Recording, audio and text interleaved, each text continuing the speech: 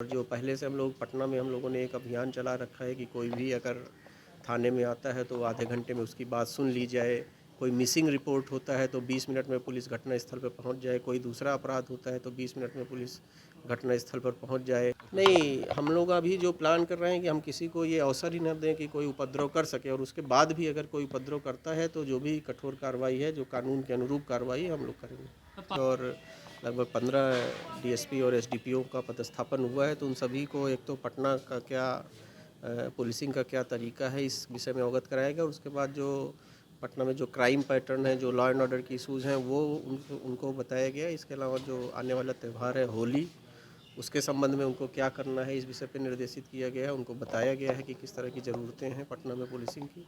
और फिर जो चुनाव होना है, आज आदर्श आचार संहिता कल से लागू हो गई है, उसके अनुपालन में क्या क्या किया जाना है ये बताया गया। और उसके बाद ये बताया गया कि पुलिस मुख्यालय की और जो नागरिकों की अपेक्षाएं हैं, निवासियों पटना के रहने वाले लोगों की जो अपेक्षाएं हैं, मतलब ये हमको उसको पूरा करना है, और इसीलिए इतने बड़ी संख्या में पदस्थापन किया गया है। तो उसके जो दिखाई देने वाले मार्क्स हैं वो पुलिसिंग में हम लोग को लाने हैं। और जो पहले से हम लोग पटना में हम लोगों ने एक अभियान चला रखा है कि कोई भी अगर थाने में आता है तो आधे घंटे में उसकी बात सुन ली जाए। कोई मिसिंग रिपोर्ट होता है तो 20 मिनट में पुलिस घटनास्थल पर पहुंच जाए। कोई दूसरा अपराध होता है तो 20 मिनट में पुलिस घटनास्थल पर पहुंच जाए। नागरिकों से लगातार संपर्क में रहें, उनकी किसी भी कोई कंप्लेंट होती है तो उसको रिसीविंग दी जाए। जो एक मतलब कि जन उन्मुखी जो पुलिसिंग है, उसके जो पैरामीटर्स हैं उसको कैसे पूरा करना है, माइक्रो लेवल पे जाके पुलिसिंग को मॉनिटर करना है, नागरिकों की जो शिकायतें रहती हैं उन शिकायतों को कैसे दूर करना है, इस संबंध में विस्तार से उनको ब्रीफ किया गया। और इतनी बड़ी संख्या में जब पदाधिकारियों की पदस्थापना किया गया है तो निश्चित रूप से जो पुलिसिंग है उसमें गुणवत्ता भी सुधरनी चाहिए, और जो हम लोग का रिस्पांस टाइम है उसमें भी बेहतर होना चाहिए, अपराध नियंत्रण में बेहतर होना चाहिए। तो इन सभी विषयों पे कैसे पुलिसिंग करनी है, जो हमारा know your people know your police अभियान था, उसको कैसे फिर गाँव में जाके हम लोगों ने जो अपने विलेज क्राइम नोटबुक बनाए उनको अपडेट करते रहना लगातार। आने वाले त्योहारों को और चुनावों को ध्यान में रखते हुए जो निरोधात्मक कार्रवाई की जानी है, सीसीए की कार्रवाई की जानी है, जेल से छूट कर आने वाले जो अपराध कर्मी हैं उन पर निगरानी रखना, इन सारे विषयों पर उनको एक प्राइमरी ब्रीफिंग दी गई है।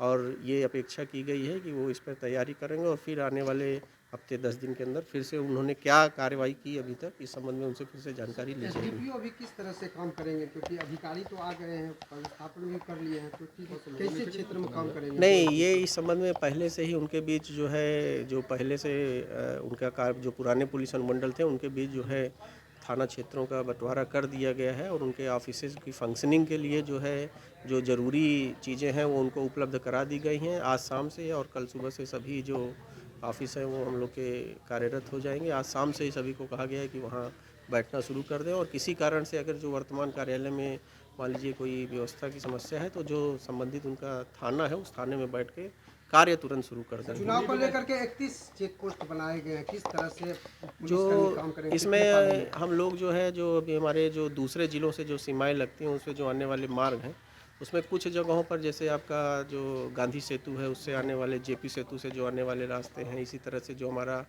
बेगूसराय और लखीसराय से जो आने वाला रास्ता है जहाँ केंद्रीय बल उपलब्ध हैं, वहाँ हम लोगों ने 24 घंटे केंद्रीय बलों की प्रतिनियुक्ति की है शिफ्ट वाइज में। उनके साथ हमारे लोकल पुलिस ऑफिसर्स हैं। इसके अलावा जहाँ पर केंद्रीय बल नहीं है वहाँ थानों में जो उपलब्ध बल है अभी, उन उपलब्ध बलों से जितना घंटे का कार्रवाई की जानी वो की जा रही है। सर होली ये तो जो बल हम लोग को मुख्यालय से मांगा गया है, मुख्यालय से बल उपलब्ध कराया जाता है। जो बल मिलेगा वो बल प्रतिनियुक्त किया जाएगा। इसके अलावा जो हमारा अपना बल है वो लगाया जाएगा। जो हमारे विशेष रूप से जो पटना सिटी का एरिया है और फुलवारी शरीफ का जो क्षेत्र है वो सांप्रदायिक दृष्टि से हमेशा से संवेदनशील रहा है। तो आज की ब्रीफिंग में भी संबंधित जो एसडीपीओज़ हैं उनको इस विषय में सेंसिटाइज कर दिया गया है कि ऐसे क्षेत्रों में विशेष निगरानी रखेंगे। और निगरानी जो है वो केवल ऊपर से नहीं बल्कि माइक्रो लेवल पे, इसीलिए सभी को अभी से व्हाट्सएप ग्रुप बनाने के लिए, उसमें जो स्थानीय नागरिक हैं ऐसे नागरिकों को जो पुलिस के सहयोग करते हैं या जो ज़रूरी सूचनाएं देते हैं, ऐसे लोगों को उन व्हाट्सएप ग्रुप में रखना।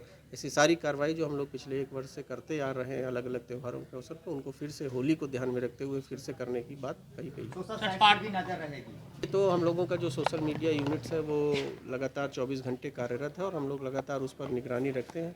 और जब भी कहीं से भी कोई हमको सोशल मीडिया पे टैग करता है या पुलिस मुख्यालय द्वारा कोई ऐसी सूचना दी जाती है तो हम लोग उस पर जो विधिसम्मत तरीका है उससे रिस्पॉन्ड उपद्रव करने वाले पर पटना एसएसपी जो युवक नहीं, हम लोग अभी जो प्लान कर रहे हैं कि हम किसी को ये अवसर ही न दें कि कोई उपद्रव कर सके, और उसके बाद भी अगर कोई उपद्रव करता है तो जो भी कठोर कार्रवाई है, जो कानून के अनुरूप कार्रवाई हम लोग करेंगे। तो पाटलिपुत्र में गिरफ्तारी भी